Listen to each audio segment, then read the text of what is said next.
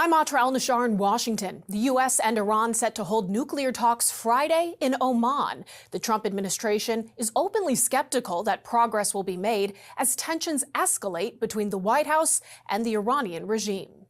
In the lead-up to his special envoy and son-in-law meeting with Iran's foreign minister, President Trump issuing a warning to the Iranian regime. Should the supreme leader in Iran be worried right now? I would say he should be very worried, yeah. He should be. As you know, they're negotiating with us. Friday's meeting will mark the first formal talks between Washington and Tehran since the U.S. Operation Midnight Hammer strikes on 3 Iranian nuclear facilities last summer. Iran's foreign minister signals he's only willing to discuss nuclear issues. I'm not sure you can reach a deal with these guys, but we're going to try to find out. The U.S. has more on its list, not the least of which is the regime's deadly crackdown on protesters. The demonstrations began over the country's collapsing economy.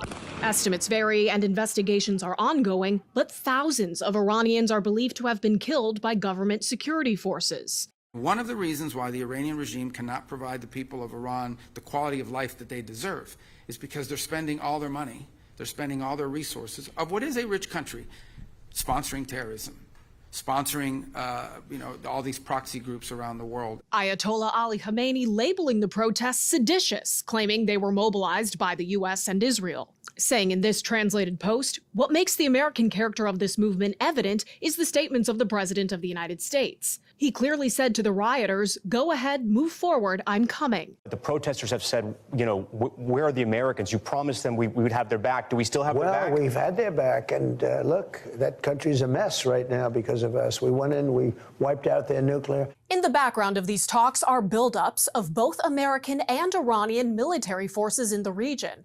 On Thursday, Iranian state TV says Iran seized 2 foreign oil tankers in the Persian Gulf they accuse of smuggling. And on Tuesday, U.S. forces shot down an Iranian drone when they say it aggressively approached an American aircraft carrier in the Arabian Sea.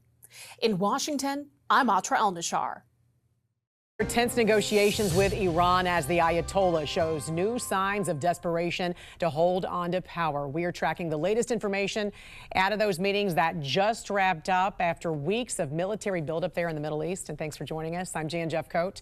It is Friday, February 6th, and this morning a big warning for Americans in that region already on high alert. The State Department has issued an alert for U.S. citizens to leave Iran as quickly as possible. We want to get right to Angela Brown at the live desk with these breaking details from those talks. What have we learned, Angela? You know what, Jan, this is a very fluid situation because it seems like right now no direct meetings, but indirect meetings. That's what we're hearing. According to reports, U.S. delegates didn't even meet face-to-face with Iranian leaders. Reports show mediators from Oman first met with the Iranian side to hear their demands after they were escorted out the building, and the U.S. side was allowed in to share their concerns. Now, the mediators say they're focused on working out technical and logistical issues at this point before actually even moving forward. Right now, it's unclear when U.S. and Iranian leaders will sit down face-to-face in person. Now, heading into the meeting, Iran said they only wanted to discuss essentially its nuclear program. It's unclear if that issue will be the only thing they're going to talk about. U.S. leaders had also wanted to discuss Iran's